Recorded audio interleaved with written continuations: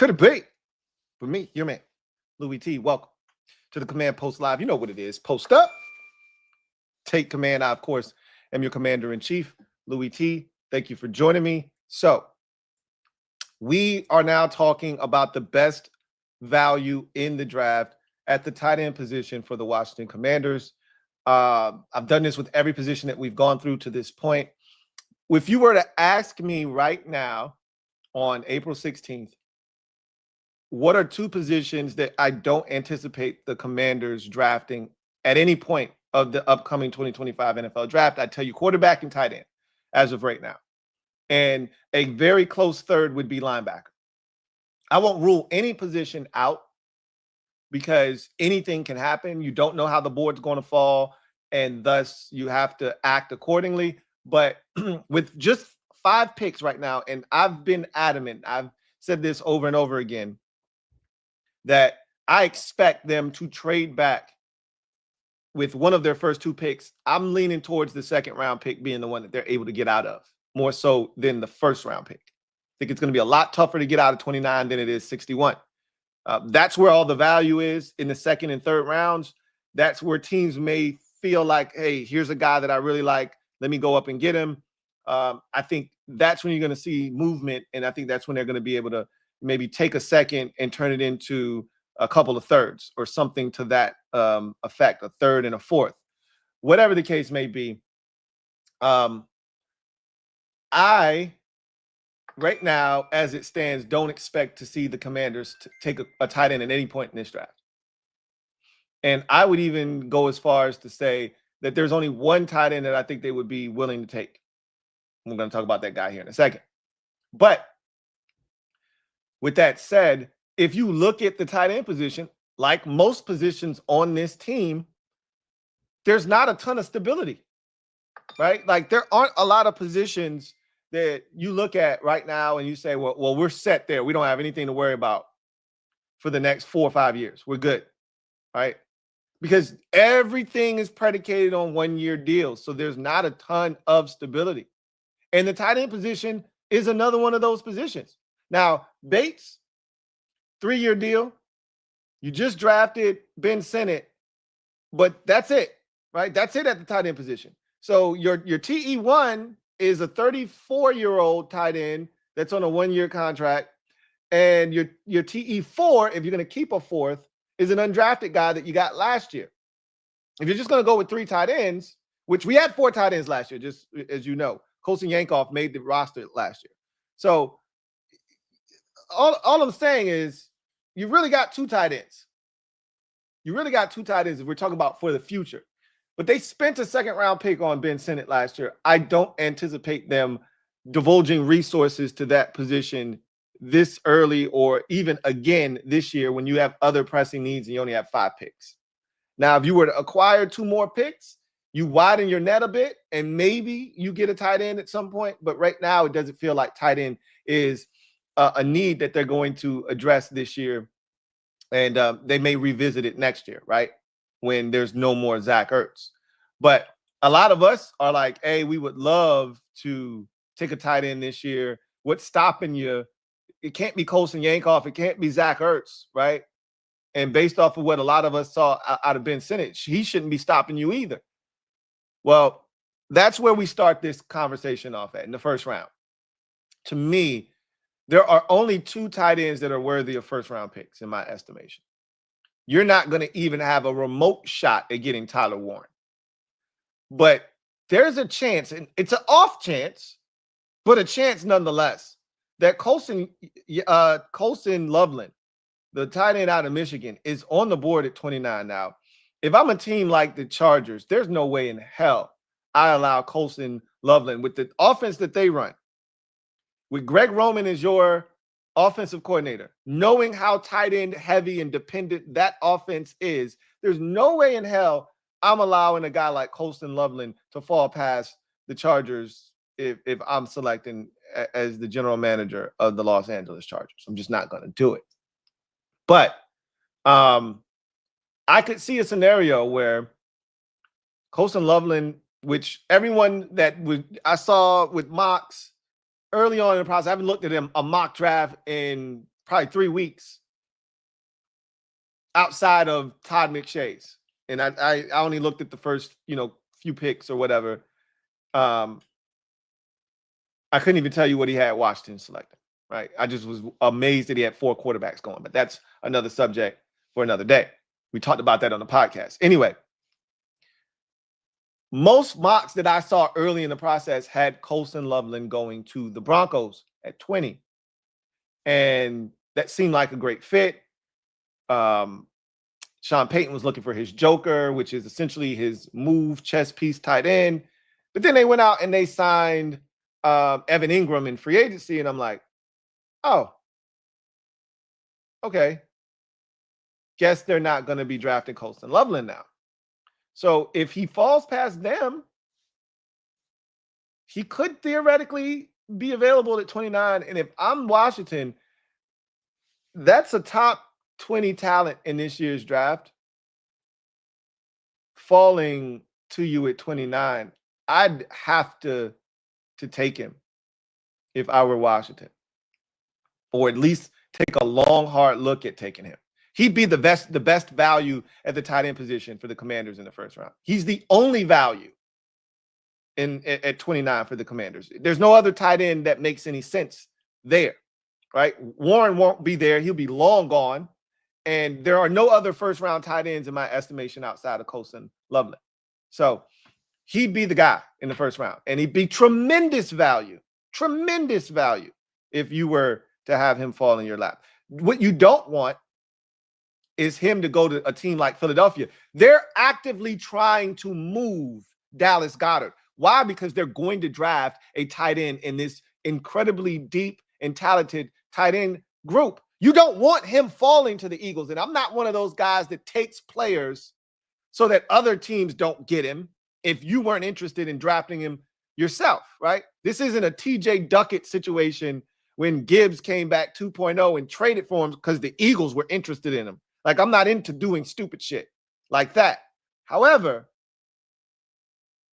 you could use a tight end, and the last thing you want to do is have him fall into the lap of the Philadelphia Eagles because they're drafting a tight end this year. I'd rather them get one of these second or third round tight ends that may ultimately be really good, but they're not Colston Loveland. They're not Tyler Warren.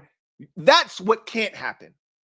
Is the Eagles sit at 32 and have that. They already had it happen last year with Quinyon Mitchell. Sat at 20 and had him fall right into their lap. It happened last year.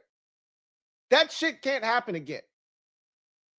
And if he gets to us at 29, again, you got to see what's on the board, obviously. But him falling at 29 means some other guys went.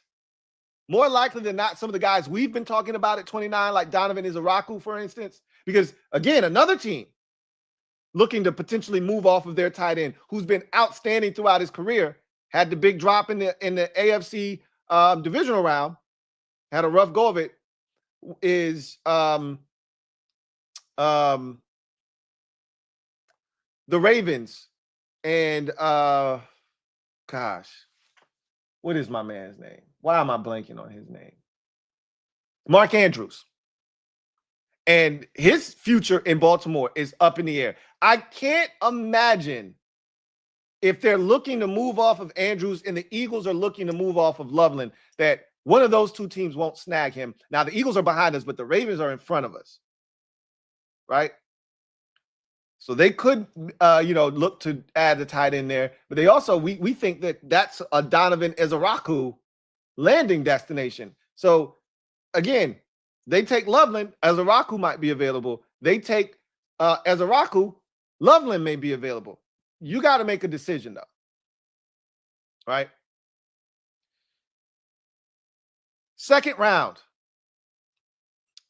To me, there are two tight ends that make a ton of sense for the Commanders, especially if you're sitting there at 61. Miami's Elijah Arroyo, if he's not already gone by then, makes a ton of sense. He and Ferguson are tremendous fits. I'm a massive Terrence Ferguson fan. He's one of my favorite tight ends in this year's draft class. I think he gives you a good mixture of athleticism, pass catching ability. He'll block. I love Ferguson. I would love the Commanders to take Terrence Ferguson. I know they're not. I'm not trying to get attached to any tight end prospects this year, even though I really think this is a good group of tight ends, because I know we're not taking one. And so I don't want to find myself getting attached to a guy like Ferguson, but boy, do I love Terrence Ferguson. I think he has a chance to be really good at the NFL level. Like really, really good. And I think either one of those guys kind of fit. Like, to me, if you're drafting a tight end, there's two things that you're looking for if you're the Commanders. You're looking for an athletically gifted guy, because we really don't have one on the roster right now. And I know that Ben Sinnott actually tested well, and athletically, he's supposed to be able to do those things. I just didn't see it last year, right? None of us did. Doesn't mean it doesn't exist. It just didn't look like it. We know Bates isn't a tremendous athlete, right? So you know what you're dealing with. That's why they like Colston Yankoff, because he is a really good athlete. But right now, you're either looking for a tremendous athlete or you're looking for a guy in the mold of a Zach Ertz. And Ferguson looks like Zach Ertz, right? So Arroyo is really interesting. I'm always a little bit hesitant with guys coming off of, or having a major injury in college. Doesn't mean you're going to have another one, but you're always more susceptible to an injury. He had an ACL, so you're just always a little wary of that. But I think he has a chance to be really good as well. Those are your two second-round best value guys. To me, Ferguson is the better of the two in terms of value. And I think that's the guy but I'm a Ferguson guy, right? Elijah Arroyo is actually higher on my list of tight ends, but I'm a bigger fan of Terrence Ferguson. So he would be the better value to me. Fourth round.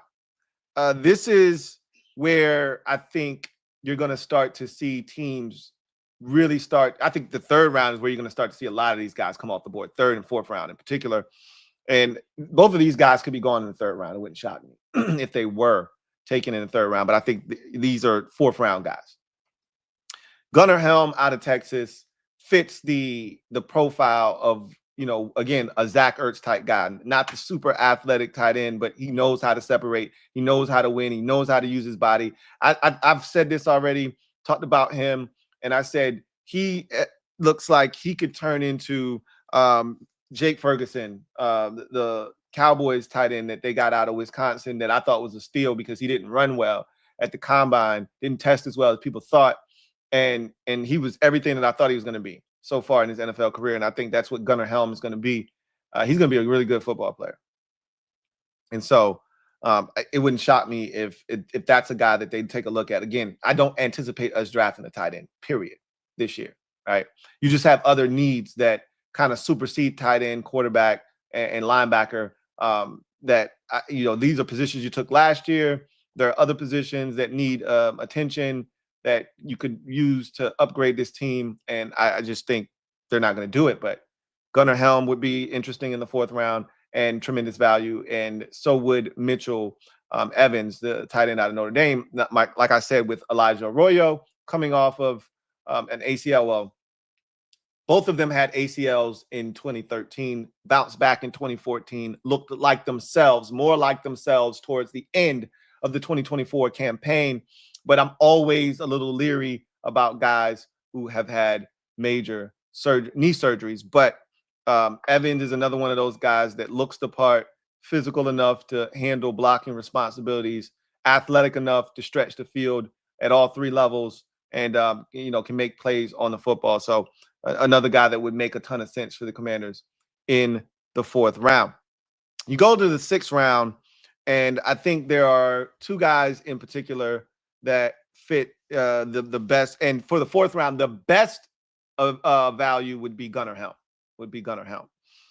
Sixth round, now you're starting to get into that territory where you're looking for more so athletic traits, guys that are going to be, probably more of your catch and run guys that can separate from man coverage.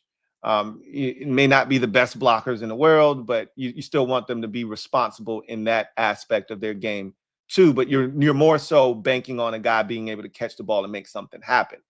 Some of those guys that are more high profile in this draft, Joshua Simon, Harold Fannin Jr., Oronde Gadsden, probably gone by the 6th round. You know, my guess is Oronde Gadsden of that group will probably be the final one taken. My guess. I mean, somebody may fall in love with his game and decide, despite his inability to block, that hey, we'll take him, you know, in the 4th round. But feels like Gadsden will go in the 5th round. He could be here. If I thought he would be here, I would have put him down. I don't think he'll be here in the 6th round. I think he's more of a 5th round guy. Simon will be long gone. So will Harold Fannin Jr. So now you're looking at guys like Jake Brennan-Stool of Clemson, who I think is a really good athlete, a guy that competes as a blocker, not necessarily the best in that regard, but competes, is willing to put his shoulder in there. Will need some technique work, but I think he can run. I think he's a good athlete. I think he's a guy that can help you, you know, in the red zone. And so he makes a ton of sense in the 6th round. And then CJ Dupree of Alabama is a guy that, you know, you watch him and you're like, man, CJ Dupree is a little bit, you know, better than you'd think, right? It's funny because Alabama tight ends, for whatever reason, seem to not translate well to the NFL. And I can't quite put my finger on it because there have been so many guys that I've watched at Alabama, because we watch Alabama so often, especially when they had good quarterback play. And you would see these tight ends being a focal part of their offense, huge parts of their offense. And for whatever reason, they get to the NFL and they're just not as good. And what I can't, like Irv Smith, I still don't know why he didn't end up being good in the NFL. The tight end that Bryce Young used to throw the football to, I thought he was going to be a really good sleeper, and he's done nothing since he's come into the NFL. And so I look at CJ Dupree and I'm like, he probably falls in line with the rest of those guys, as has the athletic, you know, traits and, you know, the physical frame and everything you're looking for. And it just, he ran well at the combine. I think he ran like a 4.68 or something like that, 4.69, something. Like, he ran well. He caught it well. And you see that on tape. And I'm just like, I don't trust him. And it's not fair to him, but that's just how it's been with these Alabama tight ends for some reason. But that's, again, you would be looking for that type of athleticism at this point of the draft, and still has the frame to be effective as a blocker. So, again, once you get to the 6th round, and this is why it's highly unlikely they're taking a tight end, especially this late, because you're not looking for a TE 2 or 3. We got TE 2. They made that statement when they signed John Bates to a 3-year deal that he's TE 2, right? And they still think they've drafted TE 1 last year, right? In Ben Sinnott, right? We just haven't seen that yet. So until he's ready to jump from 3 to 1, he's got to stay in the back of the line. At some point, though, if Sinnott does make that leap and jumps to 1, then you do need a TE3, and that's where you start looking at guys like this. But I don't think they're looking at doing that this year. That's a next year thing, not a this year thing, right? If that makes sense. Jake Brennan-Stool would be the best value in round 6. Then you get to round 7, and it's a guy that I saw quite a bit of just watching games. For some reason, Pitt is always on television on ESPN. I feel like Pitt is on every week on ESPN. And I don't know if that's a Louis Riddick thing because he's a Pitt alum, and he's always doing a lot of their games. I don't know what it, but it just felt like Pitt was always, and I saw Gavin Bartholomew a ton. And I was like, man, he can catch the football. He can play the tight end position. And he's a guy that's a solid athlete. The measurables are what get him: shorter arms, doesn't have, because of that, you don't have as good of a catch radius, but he is a guy that I think can catch the football. I think he can do a little something with it after the catch. Not the greatest blocker in the world, but again, that's what you're getting here in the 7th round. but he would fit the profile of what we would be looking for at the tight end position if we were to be entertaining the thought of taking one late in the draft. So that's the best value for the Commanders rounds 1, 2, 4, 6, and 7. Colston Loveland, to me, is the only tight end that they would even consider taking in this year's draft class. I think you would be remiss if you didn't at least consider taking him should he be available at 29. I almost find it criminal.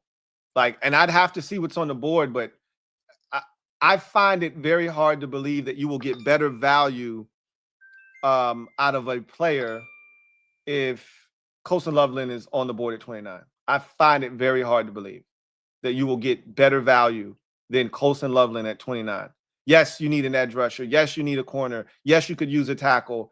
To hell with all of that. We talked about this, getting blue chip players, getting guys that move the needle, right? That's what we're after.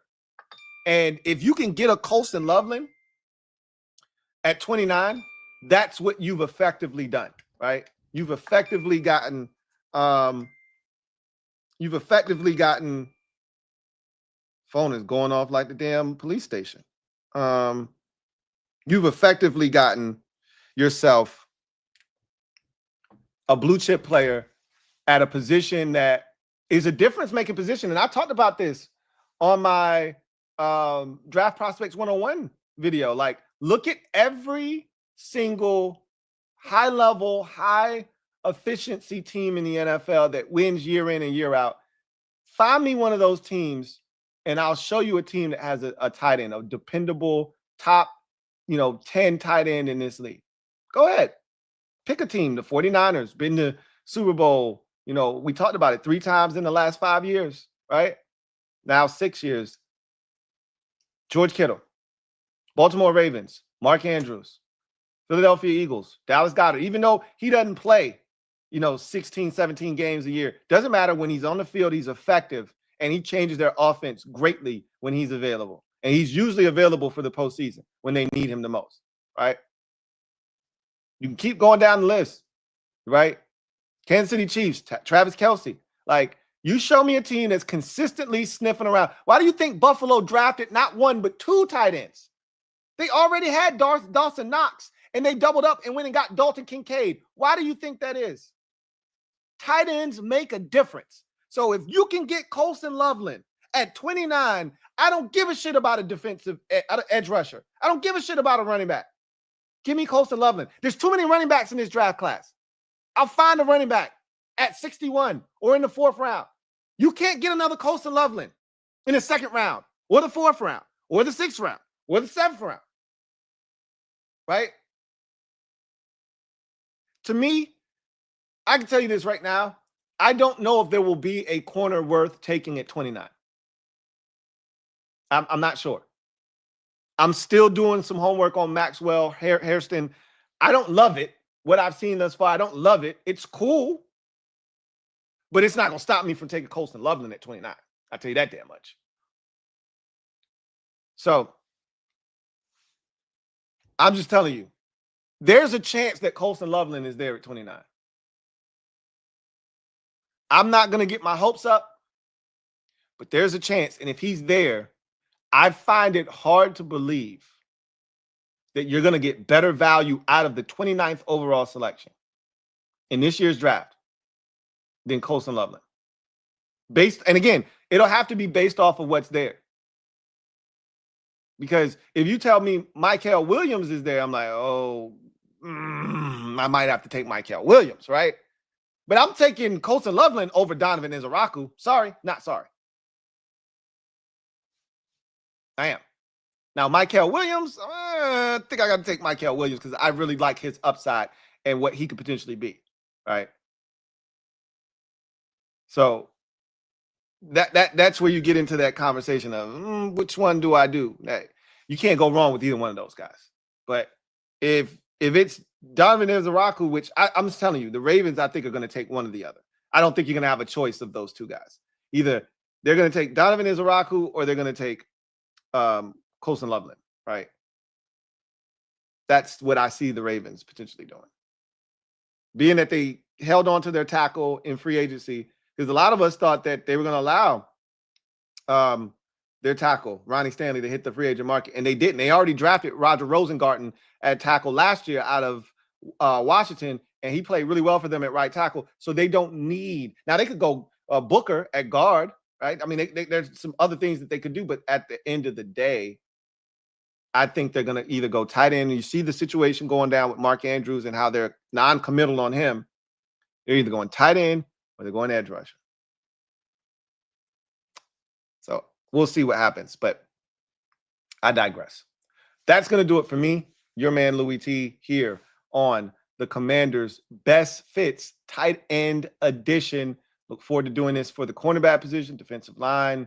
Those are positions that we are definitely in play in taking. Does it feel like a defensive tackle will be on the menu? But you never know.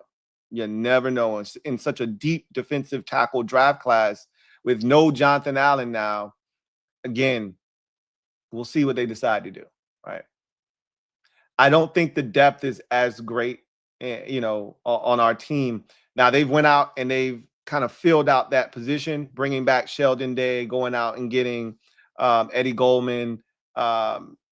You already had, they spent the second round pick. These are the things that I'm telling you. The positions that they spent draft capital on last year makes it less likely that they're going to do it again this year, especially if it's early. Like defensive tackle, they spent the second round pick last year. Tight end, they spent the second round pick last year. I don't anticipate them spending draft capital at those picks, or those positions, this year, right? They spent draft capital, albeit a fifth round pick at linebacker, 2 picks at linebacker last year. If you take the converted safety to linebacker that they drafted last year out of Washington into play, they drafted 2 linebackers. So I get, again, linebacker, tight end, quarterback all feel like not happening this year. Again, you trade back, you pick up more picks, and then anything's in play, right? But in any event, it's going to do it for me, your man Louie T. Until next time, you guys have a good one. Take care. See you next time. Peace.